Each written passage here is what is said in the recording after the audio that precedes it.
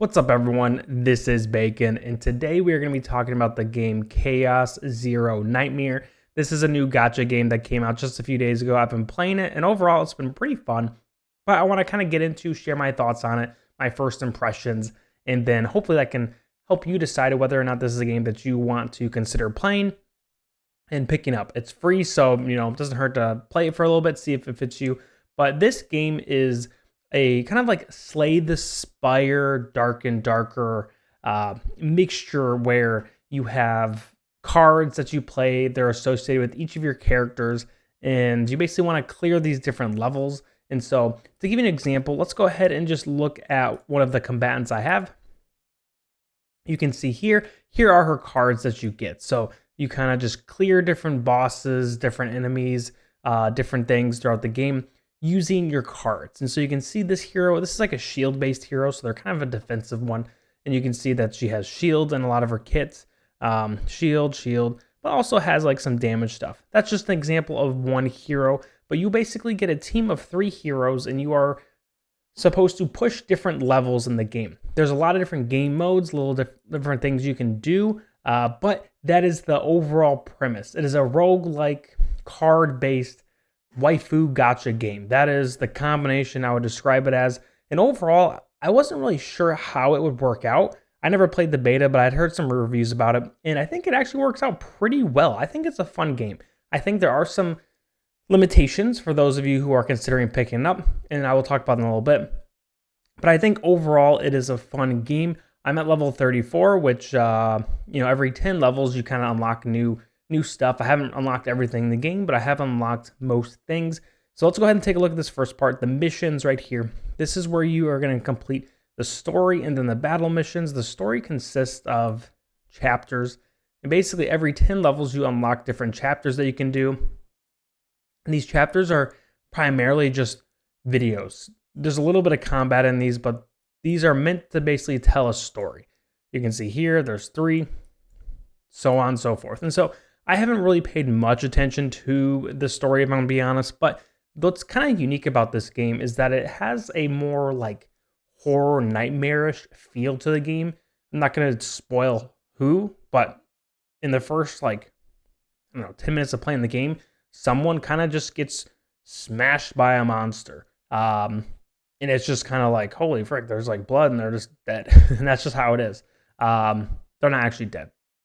Spoiler, but not really a spoiler alert. But that's the story.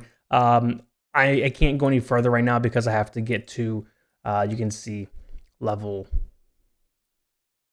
I have to clear the promotional mission, which you clear the promotional missions and the battle missions. And these ones are more combat based. And you can just auto battle most of these, which is what I've done, which is pretty nice. I like that you can auto battle. But once you get to a certain level, you can do the promotion missions, which then unlocks the story missions. So that's kind of how the main stuff works in the game. Now you have your simulation. This is very similar to other games. If you think of Honkai Star Rail, stuff like that, where you have different criterias where you can farm XP, you can farm things for your partners, which are basically just little like people that kind of help you out in battle. Potential, which helps you unlock different skill tree things. Memory fragments, which is basically your weapons. Combatants, which is just more materials and stuff.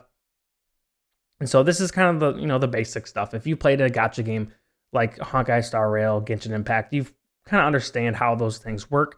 You have limited resources up here. The Aether, where you basically have a limited amount, and you can use these to do different simulations. And so that's what you use them for. And then every time you complete a simulation, you will get some XP, which helps you level up your character, which then unlocks more things for you to do. And it's kind of a cycle. You don't just gradually gain XP. You have to complete things. So sometimes you are kind of just like sitting around waiting to get more of this Aether stuff, which is a good and bad thing. I'll talk about it in a little bit. But moving on, we have Chaos. This is kind of, from what I understand, this is like the bread and butter of the game. This is where you are going to go in and you are going to actually battle different, monsters. And this is what the Slay the Spire thing really looks like. So let's go ahead and take a look at that real quick. You get summoned in here. You pick, sure, let's just pick that. And then you pick a different card here, which is just kind of like a little bonus. And you can see here, this is like your map.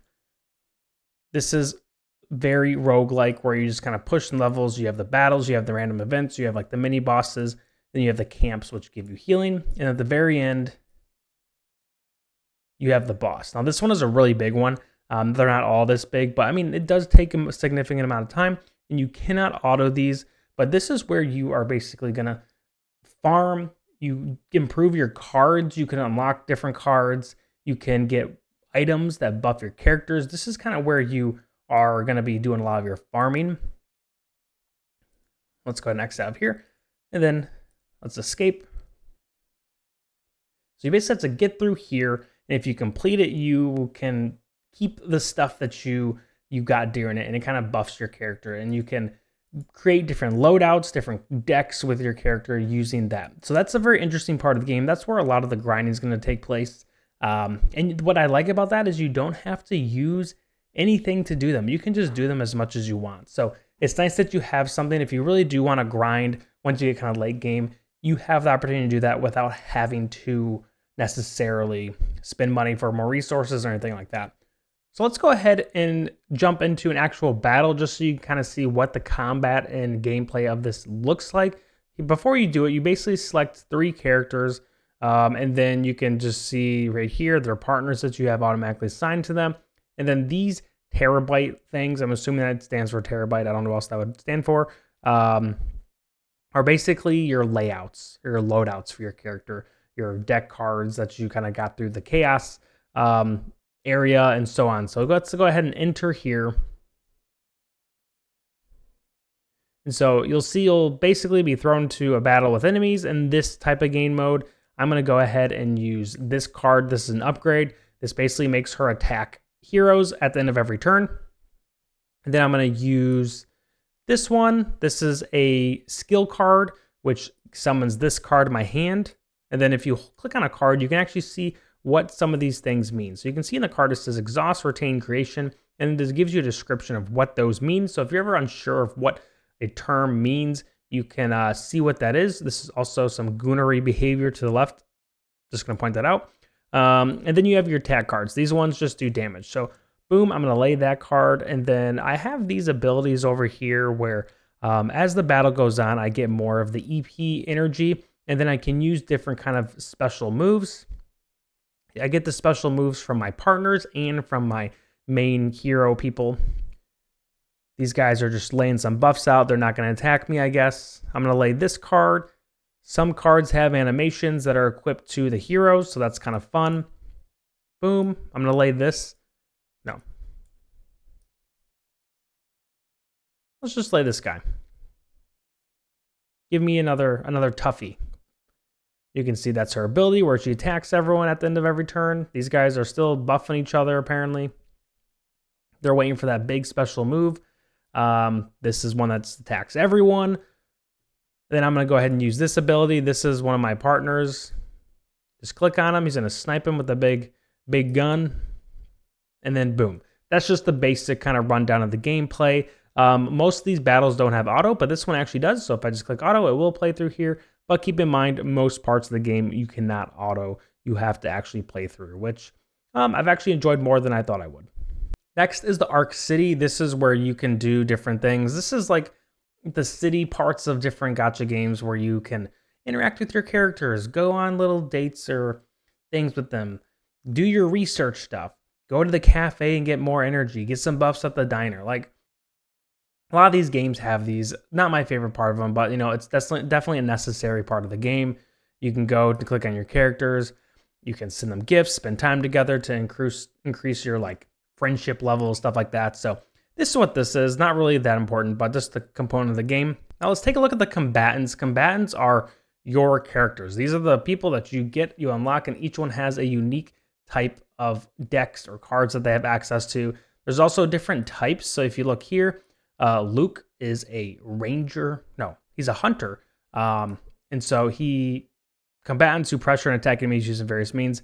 Doesn't really mean much, but you have different types, which basically means you can equip certain things. You need certain things to level up, whatnot. And then you have your type or your attribute, which is basically they're strong against certain characters and weak against others. And you can see everyone has different ones here. It's kind of like what you want to build on a very basic level is you have a shield hero like this, you have like a support healer, and then you have like a damage. I'm not saying these three together are great. I don't know, but that's kind of like how you want to set your team up. And that can look different in various ways. It doesn't exactly have to be like that, but that's just kind of the very simplified version of that. But you can see there's a good variety of like hero styles and characters. It's not all Gunnar bait. There is some Gunnar bait, obviously, just to reemphasize that. But there's also characters that I think are just kind of cool designs. Like Hugo is a cool guy, kind of like a wolf man dude. You have Calliope. I think she's pretty cool. She's a hero I love like her bird thing, and then I don't even know what's on her back, but I think her design is pretty cool. You have Veronica, who's also like the first rare I got, is basically like a little bunny girl with a giant crossbow, which is really funny. I think Luke is pretty cool. Something about Luke that I noticed is how freaking massive this dude's forearms are. I don't know why they're so huge, because he's clearly not like insanely jacked, but he's just got massive forearms. So who knows what he's doing in his free time. And then you got like the classic bunny girl, sniper rifle, boobs, cutesy look. But what I like about this game is there actually are some male characters that are pretty cool. Like I think Kayron is actually really cool. I just like the subtle style. He's kind of like a no BA, doesn't care about anyone else. I think Mika is kind of a cute little character. The new hero that's kind of new is Haru. Haru is really strong, seeing a lot of single target damage, but she's a fun hero. But what's cool about all these heroes is that you can kind of make your own style of how you play the game. There's a tier list sort of about heroes that are better, but you don't need to follow those. You can do different combination of heroes, styles of decks you build. There's a ton of flexibility with how you kind of progress in the game, how you strengthen your heroes, and so on. And this is what I was going to talk about earlier. I think some people will really like that flexibility. I personally think it's really nice that I have to feel like if I don't roll Magna and Maylin or whoever when I first started the game, I need to re-roll like 20 times to get them, or I have to basically just use B tier heroes for my whole time. I played Etheria Restart and I didn't get Lily for a very long time. And if you haven't played Etheria Restart, Lily, when the game first came out, was basically essential to do like the high-end clearing of things. And so it was just really frustrating not having her when I had other characters that I really liked, but I basically really needed her to excel in that game. In this game, you can really do a lot of different things. I've seen people who are using Hugo in a lot of different areas. I've seen Mei Lin be really strong. There's a lot of free-to-play options using Mika, who I believe you get for free. Tressa, who does kind of like an attack over time type style, which is really cool. And a lot of other combinations of like 2 free and a kind of higher end hero, or just 3 free heroes. There's a lot of ways you can kind of use the style of the characters to do what you want to do. And then what I mentioned earlier, you get partners. Partners are basically little sidekicks that don't do a ton. They kind of sit on the side. They have special abilities, but they give you these passive effects, which is really where what's like their purpose. They don't do anything else besides give you these passive effects. And so you can see here, you can only use her on ranger heroes. And then she has this ability here. Oh, a card. So I guess these guys do have cards. But you can see here, there's a bunch of them. You got your low tier, your mid tier, and then your rare tier. I don't have any rare ones actually. So maybe I'll get one soon. Who knows? I've seen some people say that why are like the partners like the coolest designed heroes. I think they're okay. I mean, I think they're all kind of the same. They got like horns and whatnot. This chick's kind of cool with the red eyes, but I don't know. I think the combatants are just cooler designs overall. I think they're more a little flushed out, but that's kind of the heroes and how that works. Now, the last thing I want to touch on, and for a lot of people, this is really important because, I mean, it's a gacha game. You want to know like what are the odds of getting stuff, how frequently you can get stuff for materials for summoning and so on. So when you start the game, you are going to have the ability to pull for Haru, who is a really strong hero, like I mentioned. and you'll get her automatically after 70 pulls. I haven't used any of these since playing. I have 25 of them. And I believe it costs 1,600 of these to pull here as well. So I don't think I quite have enough to get to that 70 mark, but I'm pretty close. But I've used a decent amount of these crystals to basically summon on the normal banner. So I would, if I really wanted to get her, I could. And then you have your normal banner here, which is where I'm doing. I want to try to get this 300 mark so I can just pick a hero. I've gotten a good amount of heroes from this. The probabilities you can see here for the 5-star is not the best, but there's a pity system. This is my current rate right now, 2.14. And basically, the longer it takes me to get it, that'll start increases. You can kind of see the explanation here. I'm not really going to go through all this. Basically, the base probability is applied after the first through 57th rescue. Then onward, it increases by 5 or 4.5 each time until the 69th rescue. And then at 70, it's 100% chance. So the longest it will be is 70, but to get to 70, you'd have some pretty bad luck to not pull something before. I've had two 5-star units in one pull, which I think is just lucky. But you know, the pulls don't feel horrible. But now that I've played for a few days, I definitely think the income of things is starting to slow down. This recharges super slow, and I don't want to use these to recharge it. So every day I kind of am just playing for as much as I can, and then I hit a roadblock, and maybe I'll do 1 or 2 chaos runs, and then I'm good for the day. And I think that's what most days are going to look like. You don't have to do chaos runs. You can do everything you need to in probably 10 minutes.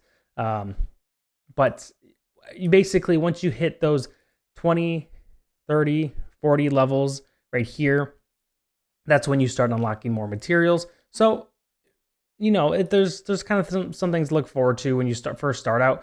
You also have like your basic battle pass, get your missions.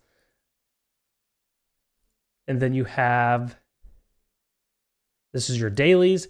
This is your growth guide. This is basically what the game makes you, or wants you to do, which will basically help you kind of stay on the right track with what you're doing in the game. You can see I'm at 5.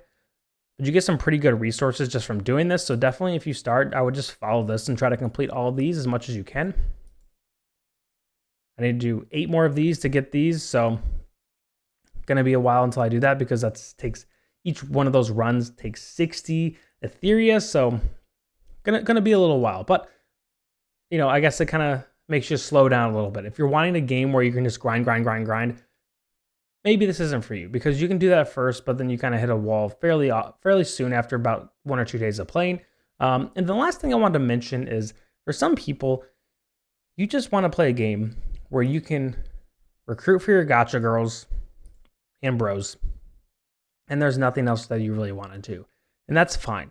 This game, I think there's a little bit more complexity because of the card system.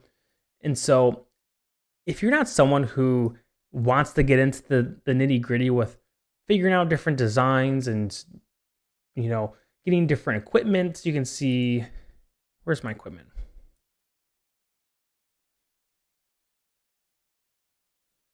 But you can see here's my like armor. That's not the equipment that I was mentioning though. Where? Here we go. You can see here's my equipment that I got from my last run. They give you different buffs. I don't know if any of these are good, but that's what I got. And so if you're not someone who wants to kind of farm and grind these stuff and kind of figure out your own different means and methods, this game might not be for you. It's not super straightforward. There's not a ton of things you can honestly auto battle too, which can mean that you spend time like actually trying to learn things and figure them out, which can be frustrating for some people. So if you're not someone like that, maybe this game isn't quite right for you.